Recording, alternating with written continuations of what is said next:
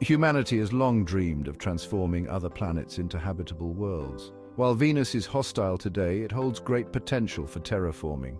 Here's how we can turn Venus into a new Earth.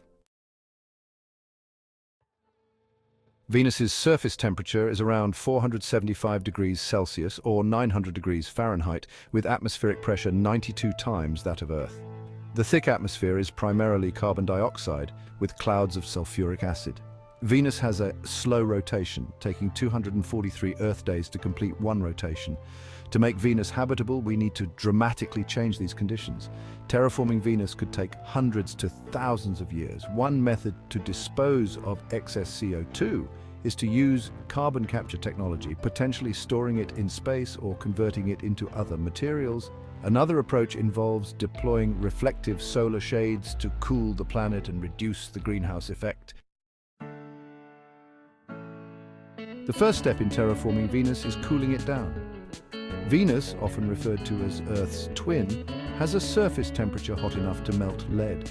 This extreme heat is primarily due to its thick atmosphere, composed mostly of carbon dioxide, which creates a runaway greenhouse effect. To make Venus more habitable, we need to find ways to significantly reduce its surface temperature. Solar shades. One proposed method is to deploy large solar shades or mirrors in orbit around Venus. These structures would reflect sunlight away from the planet, thereby reducing the amount of solar energy that reaches Venus's surface. By blocking a portion of the sunlight, these shades could help to cool the planet over time. The concept involves creating a fleet of satellites equipped with reflective surfaces, strategically positioned to maximize their cooling effect. These shades could significantly lower temperatures over time. The cooling process would be gradual, but with sustained effort, it could lead to a more temperate climate.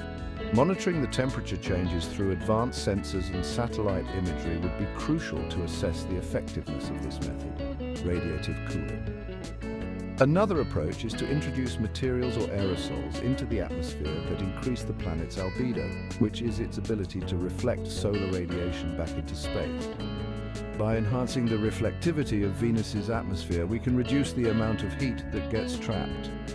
Use engineered particles to facilitate cooling. These particles could be designed to remain suspended in the atmosphere for extended periods, providing a long-term cooling effect.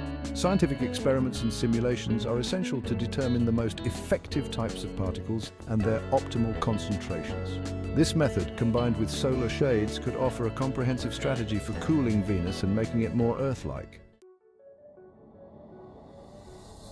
Reducing the high levels of CO2 in Venus's atmosphere is crucial.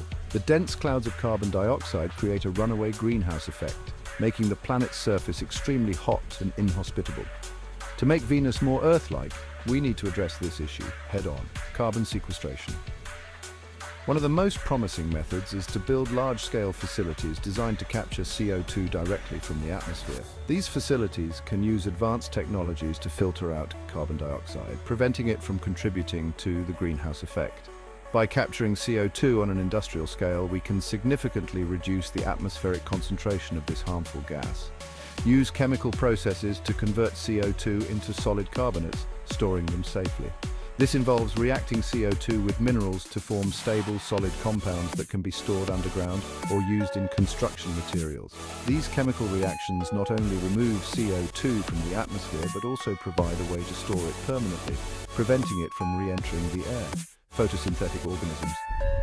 Another innovative approach is to introduce genetically engineered microorganisms or plants capable of surviving Venus's harsh initial conditions. These organisms can absorb CO2 and produce oxygen through photosynthesis. By carefully selecting and engineering these organisms, we can create a self-sustaining system that gradually transforms the atmosphere. Deploy these organisms in controlled environments until the atmosphere becomes more hospitable. Initially, these organisms will be placed in specially designed chambers that mimic Venus's conditions. Over time, as they adapt and thrive, they can be gradually introduced to the wider environment. This method not only reduces CO2 levels, but also increases oxygen, making the atmosphere more suitable for future human habitation. To make the atmosphere breathable, we need to add oxygen. This is a crucial step in transforming an inhospitable environment into one that can support life as we know it. Oxygen is essential for most life forms on Earth, and replicating this on another planet is a monumental task. We need to add oxygen, but how do we go about this? The process involves several innovative and complex methods, each with its own set of challenges and requirements. So here's how we can do it. First, we need to understand the science behind oxygen production. There are multiple ways to generate oxygen, and one of the most promising methods is through electrolysis. We can use electrolysis of water. Essentially, this process involves using an electric current to break down water molecules into their basic components, hydrogen and oxygen. This method is not only efficient, but also scalable, making it a viable option for large-scale oxygen production. We use electricity to split water molecules into hydrogen and oxygen. The hydrogen can be stored for other uses, while the oxygen is released into the atmosphere. This method requires a significant amount of water, which brings us to our next challenge: sourcing water. We'll need to source water from potential reserves on Venus, or, transport it from other celestial bodies like comets or asteroids. Venus itself may have some water trapped in its surface or atmosphere, but we might also need to look beyond the planet for additional resources. Transport it from other celestial bodies like comets or asteroids. Next, we have biological oxygen production. This method leverages the natural processes of plants and microorganisms to generate oxygen. We have biological oxygen production. Algae and certain types of bacteria are particularly effective at producing oxygen through photosynthesis. These organisms can be cultivated in controlled environments to maximize oxygen output.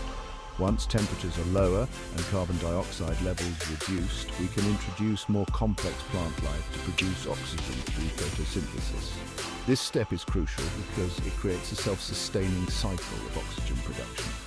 We can introduce more complex plant life to produce oxygen through photosynthesis. To speed this up, we would create large-scale greenhouses and controlled ecosystems. These environments would be designed to optimize the conditions for plant growth and oxygen production. We would create large-scale greenhouses and controlled ecosystems. These greenhouses would house a variety of plant species, each contributing to the overall oxygen levels. The controlled ecosystems would ensure that the plants receive the right amount of light, water, and nutrients.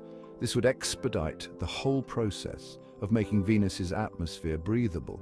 By combining technological and biological methods, we can create a sustainable and breathable atmosphere on Venus. This ambitious project requires international collaboration, advanced technology, and a deep understanding of ecological systems. But with determination and innovation, transforming Venus into a habitable planet is within our reach. To ensure long-term habitability, we must stabilize Venus's climate, water, vapor management, regulate water vapor levels to prevent a runaway greenhouse effect, use atmospheric processes to maintain the right balance of water vapor, temperature control, monitor and adjust the planet's reflectivity and greenhouse gas levels to maintain Earth-like temperatures, implement automated systems to manage these factors dynamically.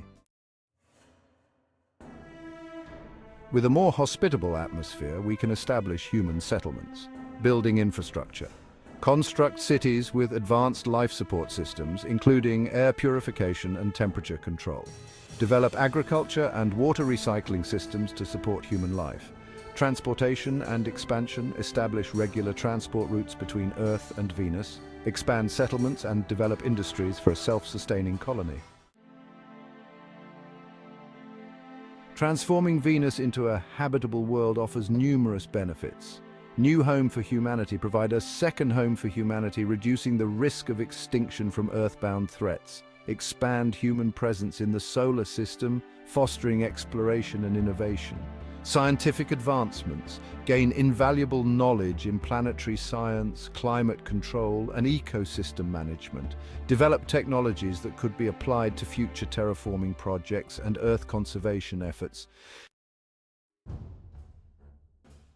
Terraforming Venus is an ambitious and complex endeavor, but it's within the realm of possibility. By cooling the planet, removing excess CO2, adding oxygen, and stabilizing the climate, we can transform Venus into a thriving Earth-like world. This monumental task could mark a new era in human exploration and ensure the survival and prosperity of our species for generations to come.